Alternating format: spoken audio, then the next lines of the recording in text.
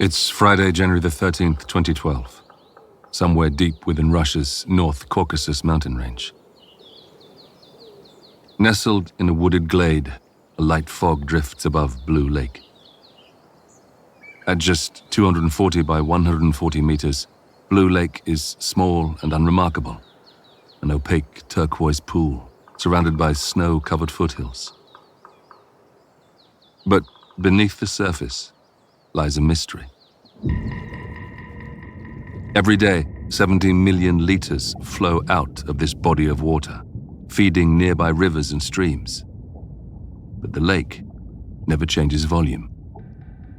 That means the same daily volume of water must flow into the lake. But nobody knows where from.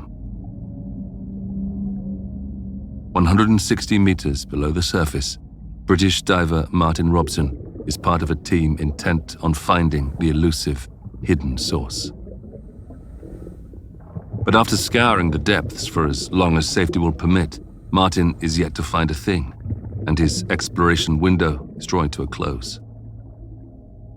Now he has to ascend, slowly, making regular stops along the way to avoid decompression sickness, more commonly known as the bends. Martin begins to swim upwards, kicking his fins as the dark of the deep eerily merges back into the blue light trickling down from the surface. When he reaches 60 meters, he stops. He's expecting to meet his support diver, Andre, who should be delivering bailout cylinders with extra breathing gas. But Andre is nowhere to be seen. Martin checks his gas supply. He should have enough left. So he continues up towards the habitat, a shallow depth submerged chamber where he will wait out his final decompression stop. But before he reaches the habitat, a pair of support divers approach from above. Neither of them is Andre. I actually asked them, what's the problem? And they just said, nothing, it's okay, we've just, change of plan. And so in other words, we've decided to be your support divers and everything is okay. But I knew something wasn't quite right. Now isn't the time to hang around, so Martin presses on with his new support divers. He reaches the habitat and pulls himself up and into the pressurized chamber. After completing his final decompression, Martin swims to the surface. He climbs up and out of Blue Lake, the crisp mountain air flooding his lungs as he sits on a bench and starts to de-kit. Then he hears footsteps approaching. He looks up. A member of the team comes over and, in a voice hollow with shock, confirms Martin's hunch that something is indeed very wrong. It wasn't till I got out of the water and was sitting on the bench where I used to kit up and de-kit that someone came up and just said, "We've lost Andre."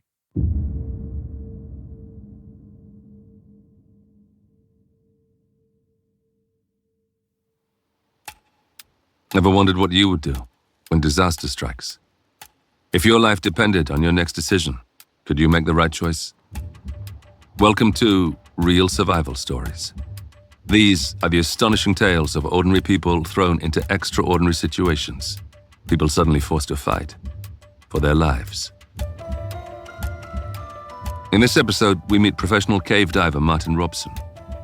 In January 2012, Martin is invited to join a research expedition in southern Russia with the aim of locating the water source of Blue Lake. The mission is proceeding as planned, until Martin's support diver, Andrei Rodionov, suffers a fatal mishap. And then, of course, you think, okay, now we need to think about why this has happened and what went wrong. I think the general mood was one of just complete disbelief. With so much still planned, the team take the difficult decision to press on with the expedition.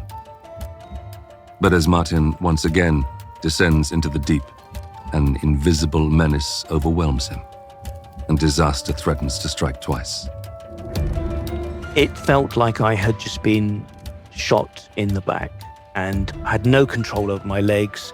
They felt heavy, as if I was wearing lead boots.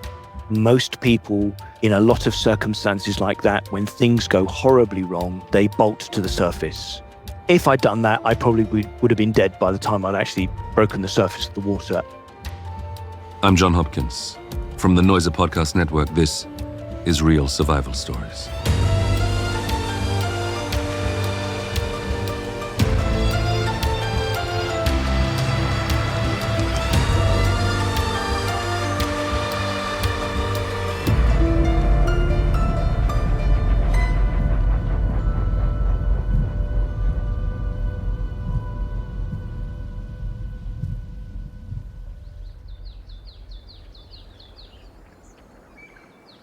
It's Thursday, January the 19th, 2012, 12:25 p.m. 40 miles from the city of Nalchik, hidden within the forested foothills of the North Caucasus Mountains, Blue Lake gleams in the winter sun. To one side of the lake is a visitor's center.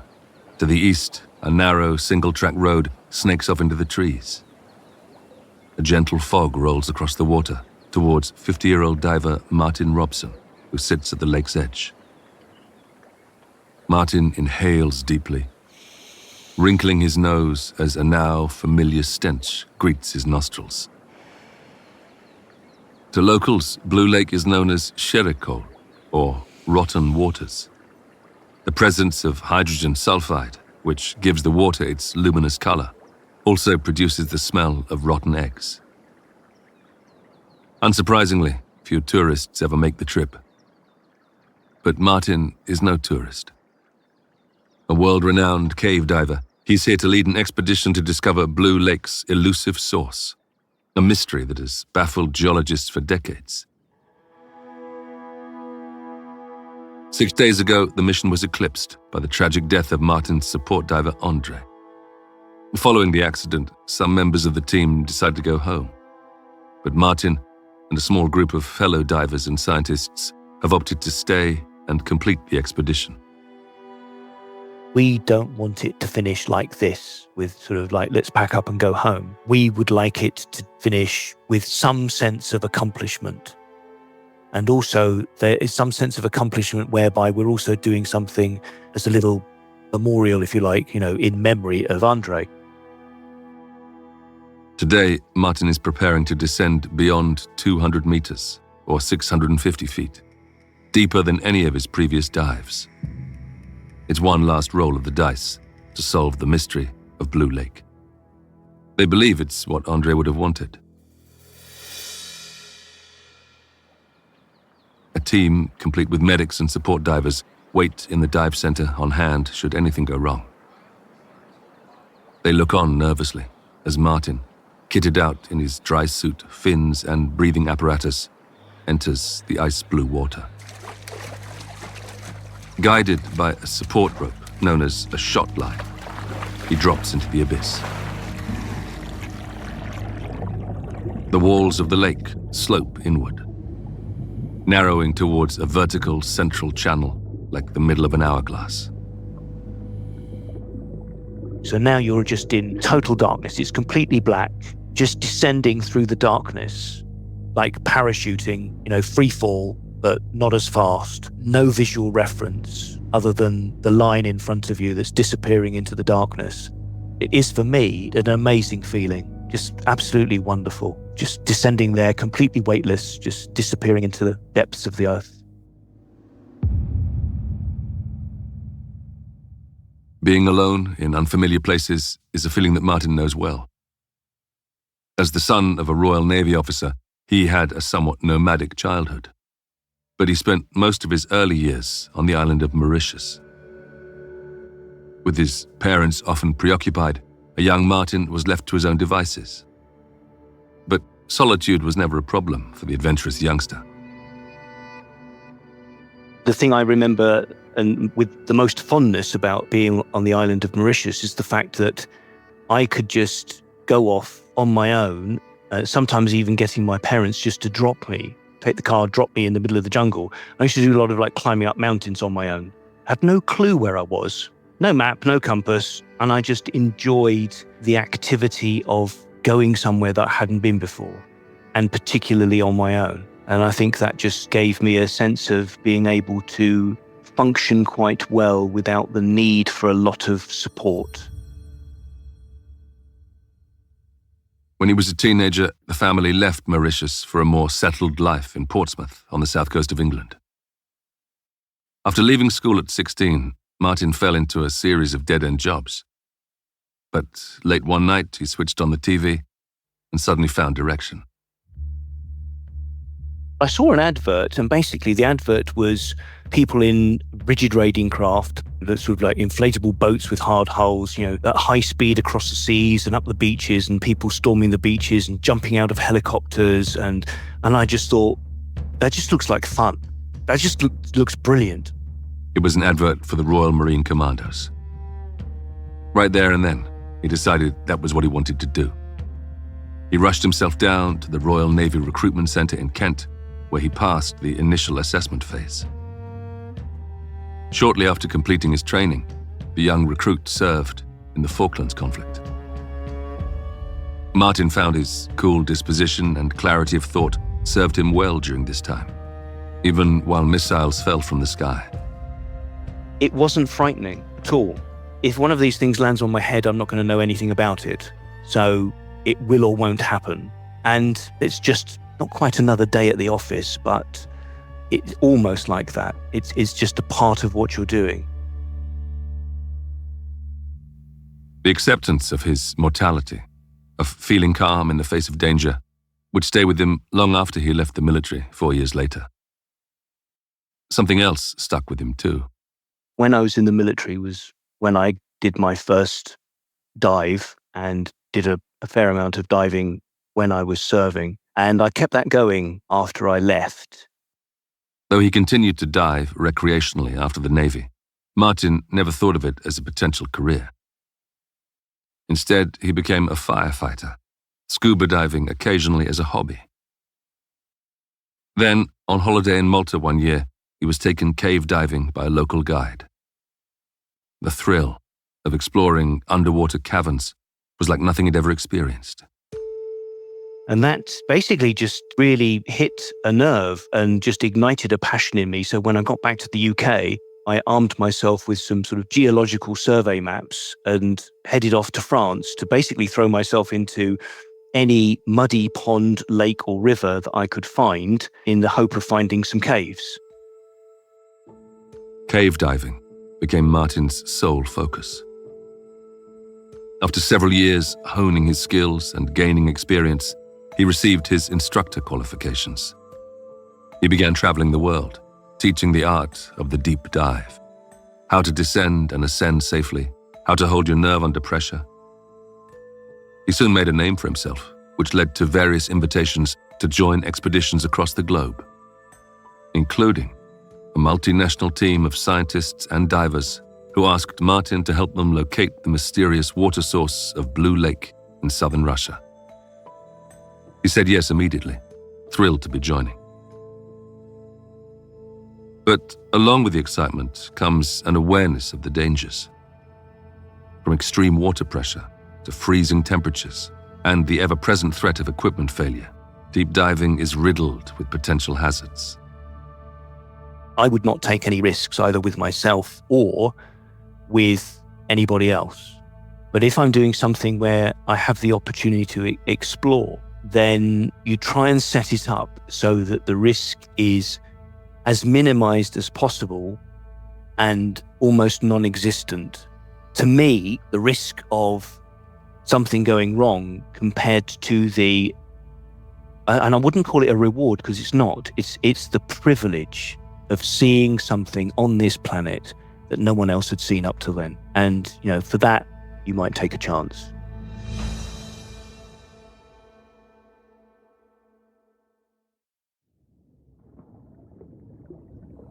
It's 12:40 p.m.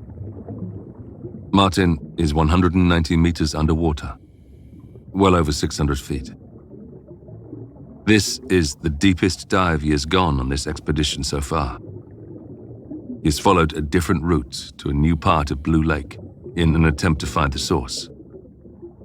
He's been told he might see discarded Nazi field artillery sunk to the bottom in this area. But at 190 meters, he sees nothing. No caves, no source, no artifacts. Before his dive, the team decided he would go even deeper, past the 200-meter mark, where the last vestiges of light vanish completely. So Martin aims his headlamp and illuminates a path down. Deeper he goes. With the pressure growing, every 60 seconds at these depths will require an additional 30 minutes of decompression on his way back up to the surface. He soon hits 209 meters, the equivalent of 47 London double-decker buses stacked one on top of another. The pressure is equal to a small car sitting on his chest. But Martin stays calm, composed. At 214 meters, the depth gauge on his watch freezes as the extreme pressure overwhelms the electronics. This is now deeper than he had planned to go, deeper than anyone has gone. But he can't stop now, because there it is. Eventually, the bottom of that part of the lake hoved into view, and it was just incredible. It was just completely barren, silt-covered rocks. But it was still something very special because no one had ever seen that. So again, felt very privileged. At 214 meters down, Martin's powerful strobe light is a speck in the unending darkness. As he swims, the lake's rocky floor slopes away from him. Cracked and cratered, covered in weedy vegetation that twists in a slow dance, he runs his gloved hand along the surface. It's mesmerizing. But it's not why he's here. And there is still no sign of the all-important source. Time ticks away. After 25 minutes underwater, unfortunately, Martin needs to leave. Because of the depth I was at, I didn't spend too long there, but I did have a little swim around and then turned round and navigated my way back to what we call the shot line to make my ascent. It's now 4:05 p.m. Martin has been slowly rising through the water for 3.5 hours, ascending meter by meter, allowing his body to adjust to the changing pressure with regular decompression stops. He now dangles by the support line, 24 meters below the surface. The sun's rays spill down through the murk. He checks his watch again. Time to move up to his next decompression stop. But then, as he moves, something hits him in the back. Out of nowhere, Martin's spine is being pummeled by a wave of explosions, doubling him over in agonizing pain. He lurches forward, his joints burning, his back cracking and popping. There's no mistaking what this is. It's the bends. Decompression sickness, aka the bends, is probably the greatest peril of deep-water diving.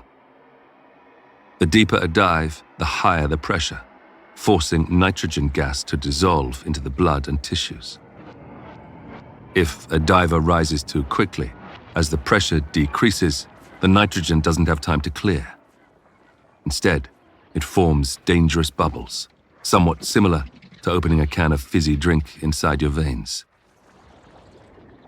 Even if a diver accounts for this and takes time to slowly decompress on their way up, allowing the bubbles to disperse, it's still not a totally foolproof system. The damage can cause permanent paralysis, even death. The pain is unbearable, as Martin is now discovering. It felt like I had just been shot in the back, and my legs just, I had no control over my legs. They felt heavy, as if I was wearing lead boots. They felt strange, as if I had a pair of ice-cold, thick, wet, woolly socks on. Martin spins 90 degrees, his legs flopping around like jelly as he violently jolts backwards. He's lost all feeling in his lower half and begins to sink.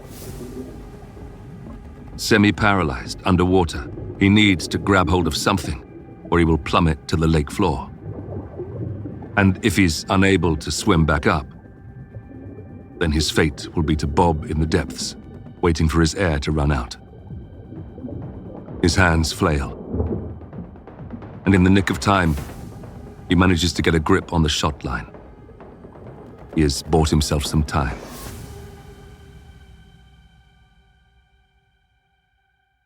Now, as the initial shock recedes, he needs to formulate a plan. But it isn't as simple as just going back to the surface. If he surfaces too quickly, the nitrogen bubbles inside him will expand, causing brain and heart failure. Because of the dive I have just done, the surface is not my friend. Most people, in a lot of circumstances like that, when things go horribly wrong, is they bolt to the surface. It's fresh air. That's where I'm supposed to live, on the surface. I'm not supposed to exist underwater. I need to be on the surface where I can get some help. And if I'd done that, I'd probably been dead by the time I'd actually broken the surface of the water. And I knew that. He is left with one option. The only choice I've got really is something that is in some quarters not frowned upon, but is actually thought of as being just complete insanity. To go back down. It may seem totally counterintuitive, but going deeper might be Martin's only path to survival. In order to remove the bubbles that have just exploded in his spine, he needs to squeeze them back into his tissues. The only way to do that is to increase the pressure. The only way to increase the pressure is to go down. Hopefully, when he descends, Martin will recover some feeling in his legs. He will then be able to ascend again more slowly up to the surface, where he can receive repressurization treatment. It's a faint hope, but it's all he has. Martin takes one last look at the light on the surface. Up above, he sees two support divers swimming in his direction. He signals to them, trying to let them know his outlandish plan. Then he prepares to let go of the line. I signaled, I gave a thumbs down signal, which means I'm going to descend. And so I let go of the line and I just disappeared back into the darkness.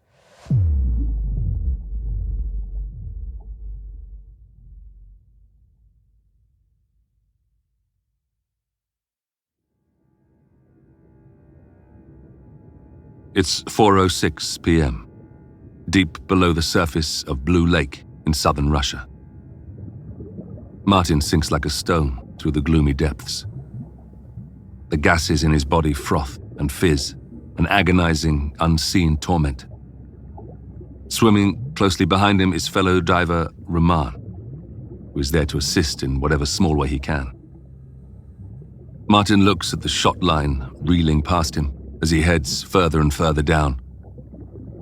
But deeper means crushing the bubbles in his spine. Deeper gives him a chance of moving his legs. Deeper is the new hope. When he reaches a depth of 36 meters, Martin pulls on the shot line. At this depth and pressure, he begins to regain some feeling in his legs. His plan seems to have worked. The bubbles must have dispersed sufficiently. He kicks his legs gently, gesturing to Roman that he's got some sensation back. They take their time. They can't rush this. Roman pumps some air into Martin's dry suit, providing him with some additional buoyancy before the men signal to each other that they are ready to ascend. Soon, the day's faint light glows from above as Martin nears the surface. He can make out the dark, blurry figures of his support team jostling above the waterline. Martin pulls on the line and signals to Roman that he is ready to approach the habitat, a small box-like chamber 5 meters below the surface rigged with a seat, communication gear, and a fresh oxygen supply. So in the water, we had a thing called a habitat. So basically, if you take an upturned glass and push it into a bowl of water, the glass won't fill up with water. There'll be an airspace in the glass with water underneath it. So basically, I will sit in this dry habitat. The advantage are I can come off my rebreather briefly and eat and drink and communicate with people and just wait out the decompression in a much more comfortable environment. Martin pulls himself into the habitat. He struggles to his feet, the weight of his gear straining against his weakened legs. Weakened, but working. Crucially, not paralyzed. He slumps down on the hard plastic chair. His exhausted body radiates heat, quickly warming up the small chamber. He takes off his mixed gas rebreather, a device that uses a mixture of oxygen, nitrogen, and helium to help him breathe safely at extreme depths. Then he pulls his pure oxygen mask over his head and inhales the fresh air. It's a sweet release after more than 7 hours in the water. Hours that have all merged into one long, arduous journey back to the surface. After a few moments, he switches back to his rebreather and closes his eyes to rest, a dull pain pulsing in his back and legs. Hopefully, one last decompression stop will alleviate the symptoms he is experiencing. He just has to wait for the last of the bubbles to wash from his spine. Despite the extreme peril he was in just moments ago, Martin soon dozes off. He's exhausted after hours of exertion. Sleep is a welcome respite. But there is something he doesn't know. The peril is far from over. His plan hasn't worked. The bubbles in his spine aren't dissipating. They're expanding. The pressure slowly building, ready to burst at any moment. It's a few minutes later. Inside the habitat, Martin is dozing gently, his head lolling against the white plastic wall of the submerged capsule. When suddenly, the pain of this decompression sickness, of this bend, came back, and it came back, with a vengeance. Martin is jerked from his position, equipment tossed to one side as searing bolts of pain shoot through his lower body. Gritting his teeth, he looks down at his legs shoved out in front of him. He tries to move them, but they won't budge. I thought that paralysis would be, your muscles going to atrophy and they're sort of soft and jelly-like. But no, my paralysis was the complete opposite. It was like every nerve in my back was firing, and to say that it was painful was an understatement. Martin rips out his rebreather and pulls his oxygen mask back on over his head. Oxygenating his blood and tissue goes some way towards easing the crazed, cramp-like pain ripping through him. It also gives him some movement back, enough to wiggle his way upright. Through the pain, Martin's experience comes to the fore. There's only one place he knows he can go to find relief. Back to the depths, once again. But as the water pressure increases around him, so too does the pressure of the oxygen Martin is breathing. At these depths, the human body cannot cope with such a high concentration of O2. At least, not for long. So I put this full face mask on with oxygen and descended down to 9 meters. And now I am clock watching. I'm clock watching almost every minute because I am now deeper than the depth at which pure oxygen becomes toxic to the human body. He's not only contending with the bends now, he also has the issue of oxygen toxicity to deal with.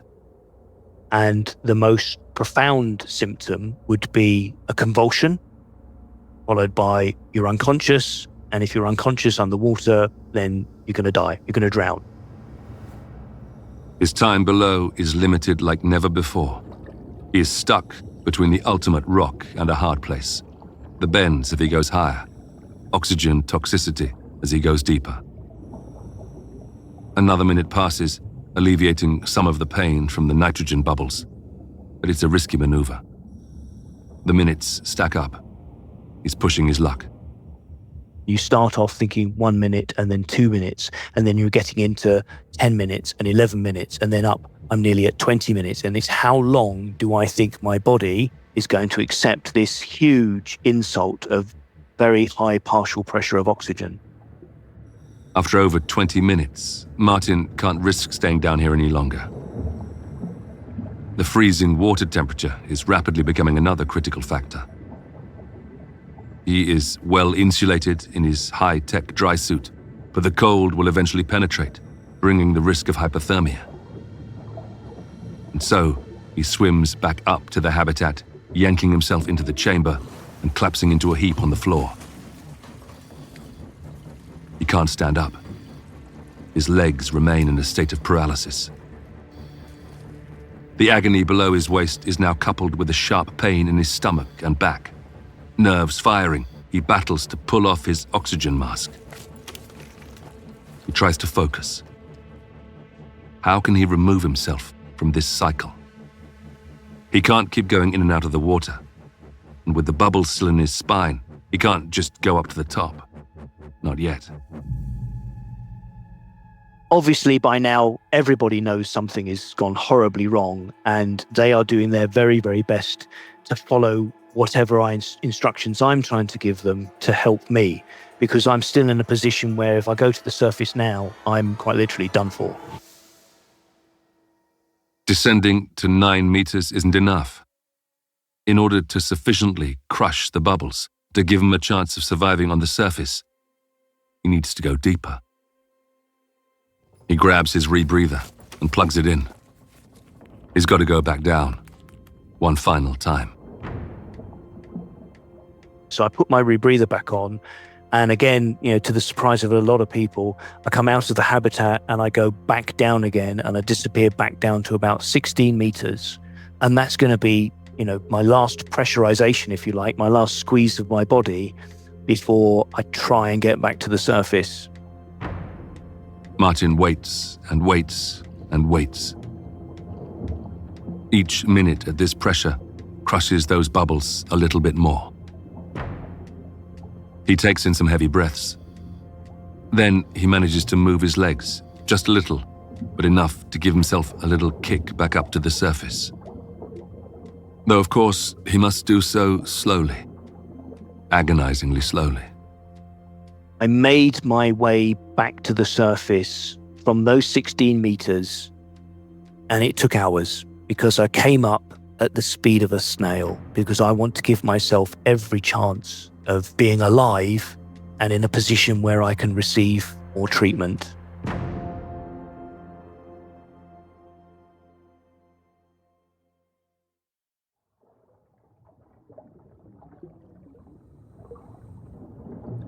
Eventually, Martin's hooded head breaches the surface. He flops his torso onto the platform, moonlight now shimmering on his heaving, trembling dry suit. Support divers and medics surround him, but Martin pulls himself up. Slowly but surely, with pain still thrumming in every fiber of his body, he wobbles to his feet. He shuffles into the dive center, where a colleague takes him by the hand and guides him to a bench. As he begins to take off his equipment, questions are thrown his way. How is he feeling? What happened? What does he need? But after so long in the water, Martin's immediate focus is actually on his rumbling stomach. I've been underwater for a very, very long time. So then, much to everybody's surprise, I stopped and had a bowl of hot soup, something to eat. And then I started to make my way up to the ambulance. Martin shuffles to the waiting vehicle, battling through the pain, and climbs inside. The ambulance speeds towards the nearest hospital in Nalchik, 40 miles away. his body still full of dangerous nitrogen bubbles, blocking blood flow, pressing on his nerves, threatening his brain and spine. He will need an extended stay in a pressurized hyperbaric chamber to slowly and safely reintegrate the nitrogen into his bloodstream. And even then, there's no guarantees. He could suffer lasting paralysis, brain damage, or worse.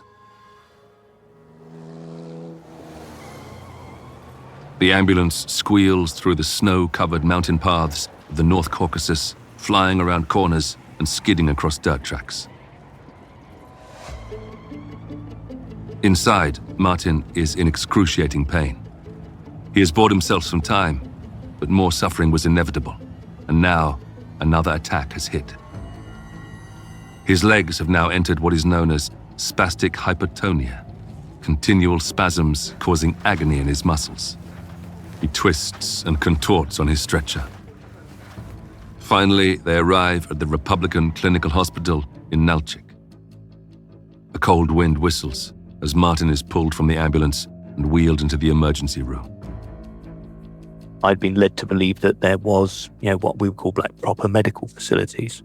So when I got to Nalchik, expecting proper hyperbaric facilities, it was basically what we call a 1 atmosphere oxygen treatment chamber. And basically, it's just a slightly larger plastic device, slightly bigger than a coffin with a hinged lid and a kind of a Dr. No type sort of perspex dome. This isn't right. Martin was under the impression that a fully operational hyperbaric chamber existed near to Blue Lake. The small chamber here in Nalchik isn't fit for purpose. It cannot treat the bends in the way Martin requires. And I was put into this thing and pressurized to 1 bar of oxygen. Now, oxygen as a therapeutic gas is great, but I needed to be at a much higher pressure. And even after being in this little pod for a little while, there was a bang and a hiss, and I think all the seals failed. And then I was taken out and just put into a hospital ward and just left there, basically. And I just laid in this hospital bed in excruciating pain.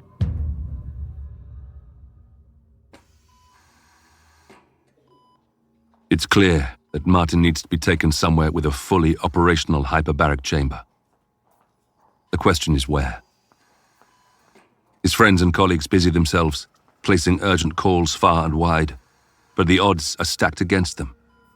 They're in the throes of a bitter Russian winter, stranded in a remote, mountainous location. Wherever Martin needs to be, he's not getting there quickly. Ultimately, it will take the help of a stranger many hundreds of miles away, the involvement of the upper echelons of the Russian government, and time, a lot more time, to save Martin Robson's life.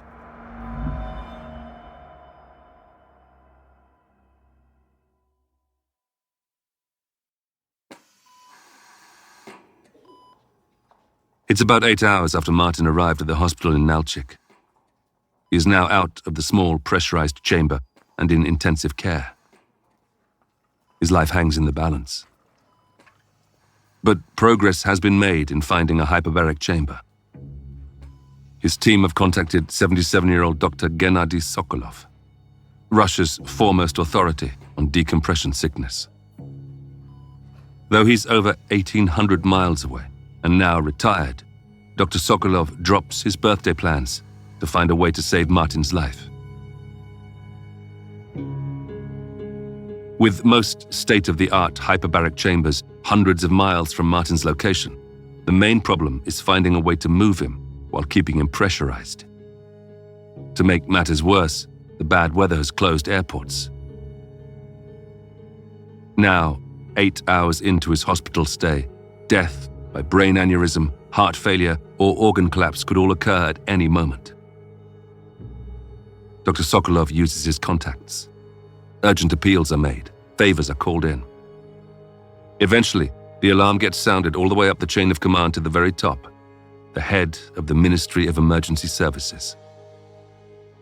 Apparently, having a renowned British diver die on Russian soil is a bad look. One to be avoided at all costs. So Martin's case gets expedited. He's been made a priority. The ministry enlists the help of the Southern Regional Search and Rescue Team based in Sochi, around 350 miles away. They swiftly assemble their hyperbaric life raft, known as the DART, a movable chamber that resembles an astronaut's space module. The DART is attached to a huge transporter aircraft. They will carry him from an airport to a recompression chamber in Sochi. They are granted special dispensation to fly. So eventually I get taken from the hospital to an airport. The ambulance driver was given the instructions on driving from Nalchik to this airport to drive quickly. You've got to drive like a bat out of hell. So he did. And it was comical because, the back doors of the ambulances are open. We lost some stuff out the side door. I thought I was going to disappear on my stretcher down the high street. It's like, because he was driving like a maniac. Martin arrives at the airport in one piece, is loaded into the DART and flown to Sochi, where the hyperbaric chamber awaits. By the time he arrives and meets Dr. Sokolov, it's been 29 hours since the bends hit. The doctor explains that he has calculated that Martin will need to be in the chamber for an excruciating 9 days. It's the only way to save him. And so, Martin enters the pressurized capsule, its walls laden with equipment and dials. It's his new home, and his last chance of escaping the worst consequences of the bends. The door is shut with just myself and a medical technician called Dennis, because they have to have someone in there with me. And the door is shut and they start to pressurize me on the start of a very, very long and occasionally uncomfortable journey back to the surface. Slowly, over the 216 hours, Martin can do nothing but sit and wait. It's an arduous and often painful experience, but having endured so much already, he somehow finds the strength to battle through. He even manages to maintain an optimistic outlook, despite the grim prognosis. At no point did I think I would ever die. Everybody else thought that. I was the only person who was fairly convinced that everything's going to be okay. And it wasn't this like mindless optimism. It was more like it was an absolute determination. This is not going to end badly. It is going to be fine. And so there's a sense of almost like closing out thoughts that are irrelevant and are not going to help and working on things that will help. Dr. Sokolov said, "Who is this human being?" Because he obviously realized that this is not someone who's just going to lay down and die. And I had no intention of doing that.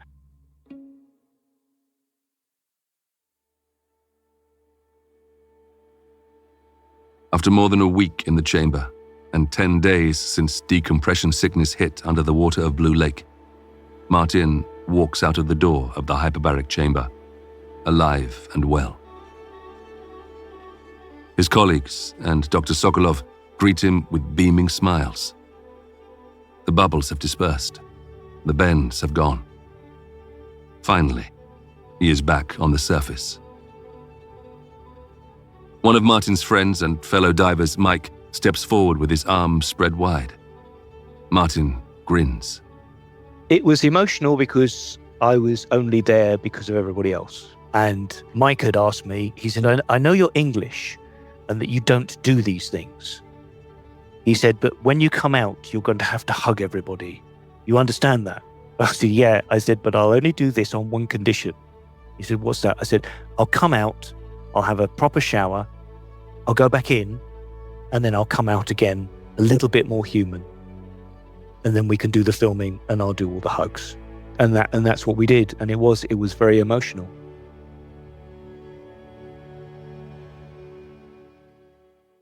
After Martin returns home, his desire to get back into the water never wavers. He hits the gym, building his strength back up to continue pursuing his passion. 6 years later, in 2018, he returns to Blue Lake. He visits the memorial that has been built there for Andre and returns to the scene of his own near death. Ultimately, Martin puts his survival down to two crucial factors: the unselfishness of other people and my own determination when the wheels come off to be able to focus on what needs to be done. Someone said to me, you lose a shoelace, it's like your world is ending. If your house blew up, it would be fine because you'd be able to cope. It's that kind of thing. In the aftermath of his ordeal, Martin's perspective has shifted. Before, he says, he used to be closed off to others, fiercely independent, reliant on nobody but himself. That's no longer the case. Trying to look at people sort of perhaps more open-mindedly and to give other people more time, more of myself to them. Almost like to pay it forward because you don't know what's going to happen in the future. So it's definitely sort of opened my eyes to the nicer parts of human behavior.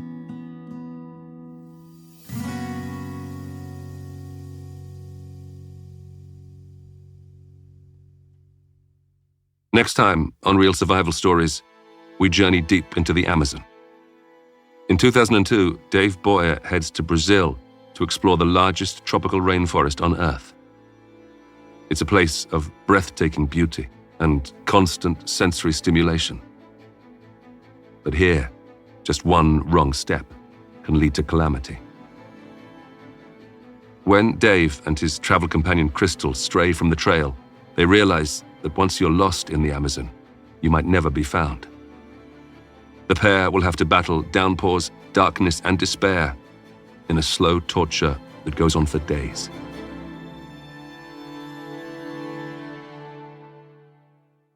That's next time on Real Survival Stories.